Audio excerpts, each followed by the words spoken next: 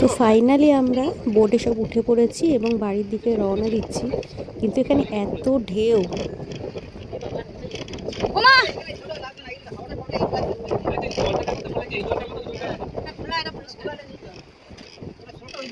বাবা ঠাকুরদা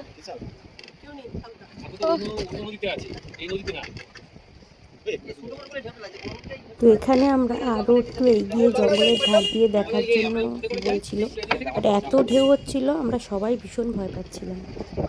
এতটাই বেশি স্রোত সেই সময় হচ্ছিল, ঢেউটা হচ্ছিল, নৌকাটাকে কিছুতেই ঘোরানো যাচ্ছিল না।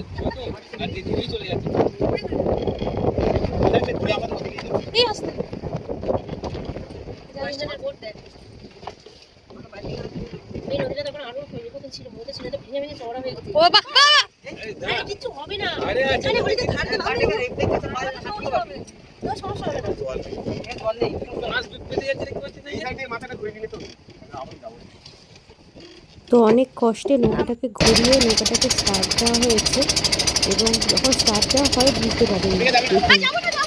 তাহলে এত সুন্দর দৃশ্য দেখার জন্য বা এগিয়ে দেখার জন্য আমাদের কিন্তু একটা দিনের সুন্দরবন ভ্রমণে যেতে হবে।